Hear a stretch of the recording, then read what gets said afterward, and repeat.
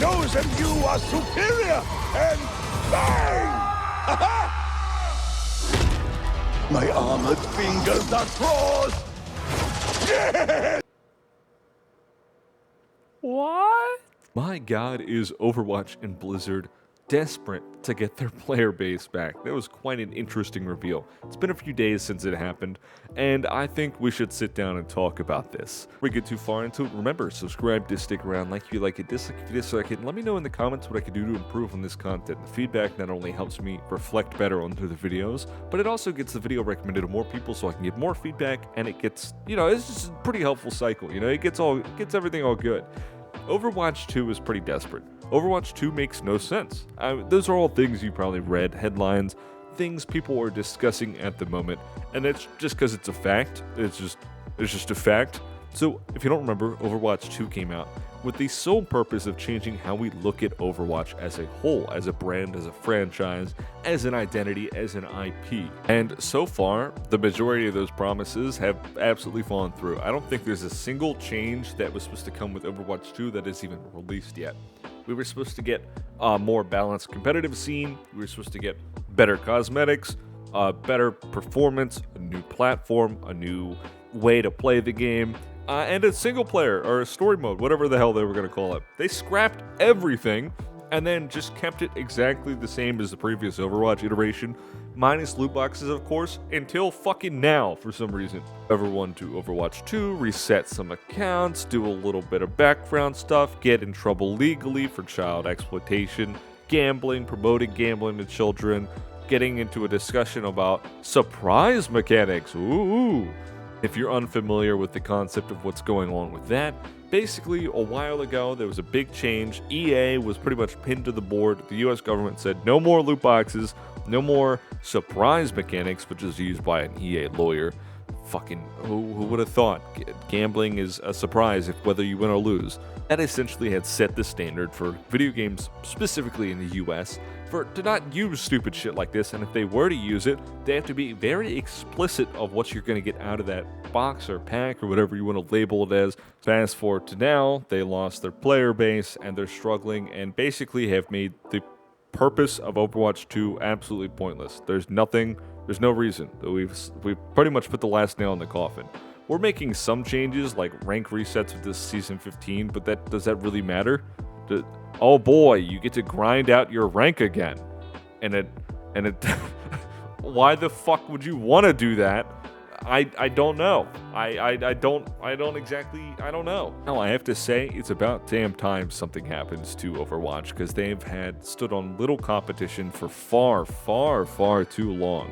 And I think it's a good thing that competition is going to come into play, similar to how platforms like consoles, PlayStation versus Xbox, one innovates in one way and the other tries to catch up to make more money than the other, essentially competing in different spaces for different things, but the end goal is to make more money and retain a user base. Here, we're seeing a perfect example of that. We have everyone coming for Overwatch's throat, and someone finally grabs a good hold, and they finally have a reason to actually step up their game, and not just leave their player base in a fucking shithole for the past, 10 years nearly? I've seen plenty of people try to defend Overwatch in this regard, and I'm gonna have to kind of brush that off on you, bud, because it doesn't seem like they give a shit at all, considering Marvel Rivals just dropped, it just dropped, and it was very obvious that it had care in it. And people were kind of upset about that. Now, not a whole lot. It is an extreme minority, but I gotta be honest, dude. Oh no! Overwatch has to innovate now. They actually have to give a shit. They actually have to try it. What the fuck? I brought up loot boxes 3 times, and we're only 4 minutes into the video, but the way you're celebrating a big return or an update with this much competition, you're 80% of your player base is going to Marvel Rivals. You're 80-20 right now. It's not looking great. It's not looking too hot.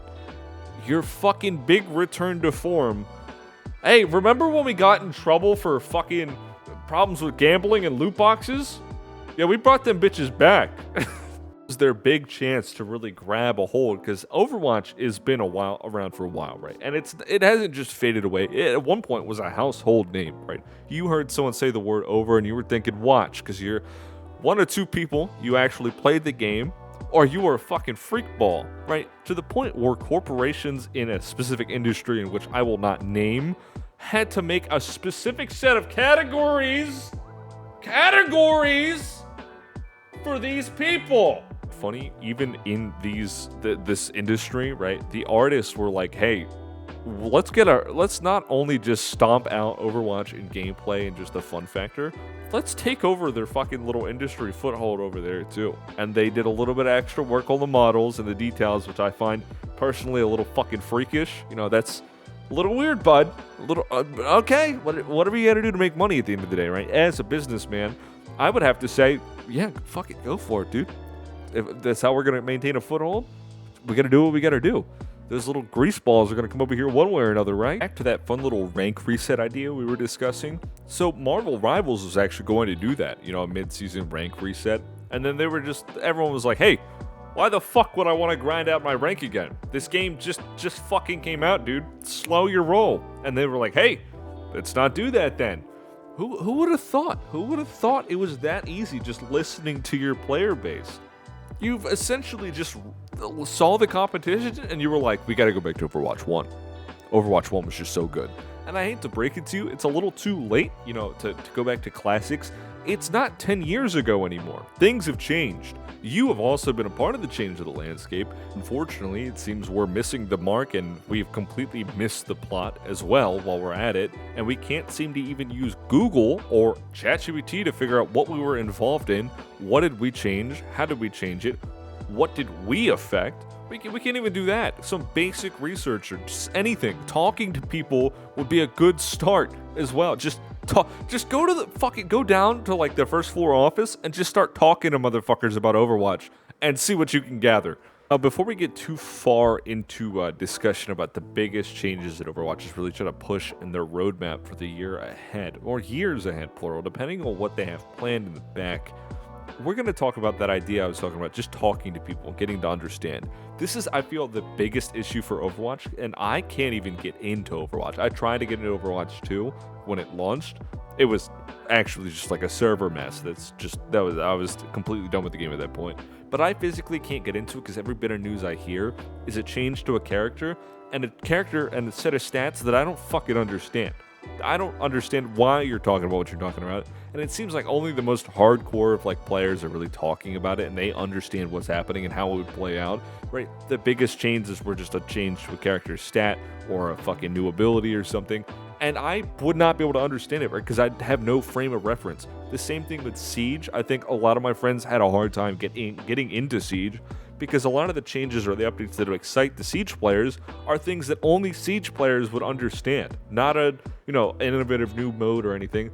They would be changes to characters, and there's like fucking 400 of them, and you can't keep track of that if you're a new player, and you also have to know the maps and everything. It's just not a great like way to try and wiggle yourself into conversation, because you know nothing. And then at that point, you're already like, dude, there's too much going on. I don't even want to touch the game at this point. I think it'd be too much to try and learn.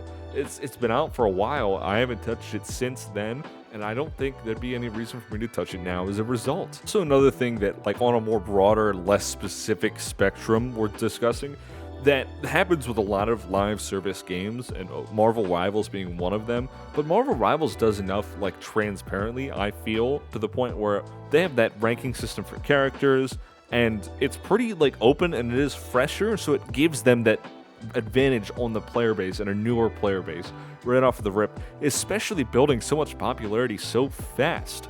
I think it's one of the biggest things that's going to hold Overwatch back is that they've been out for longer, and that newer, fresher feeling is not on their side. So they really are going to have to change quite a bit and add quite a bit in order to even come back into conversation. And to really put the last nail in the coffin of like labeling Overwatch is just not being able to keep up. You know, you're getting old, Gramps. It's time to get with the times. They are now putting in a third-person mode. Who would have thought a third-person hero shooter would have actually played out well? Who would have pieced that one together? Now, me personally, I don't have a problem with third or first-person. I personally prefer first-person, but if the game is third-person and it's good, it is what it is. I'm not going to sit here and complain. But you really do not help yourself with the whole labeling and everything. You're outdated. You can't keep up in content. You produce very bad content, very convoluted content. We're not sure how to get new players in. the game is stale, and we're copying what other games are doing in order to get ahead of them. It's not a great look. It's the optics just aren't there to help Overwatch in this situation. Anyway, I guess I'm gonna go ahead and wrap it up here. Overwatch is in a tough spot. Like if you like it, if you dislike it, subscribe to stick around. Let me know in the comments what I can do to improve on this content. If there's more topics you'd like me to discuss, less video game, more video game related, different music, different gameplay, etc., etc. I know I had like very flaky FPS shooter shit in the background at one point. If you prefer that with the hand cams, whatever, any amount of feedback helps me. Thank you for watching all the way through. I'll see you around.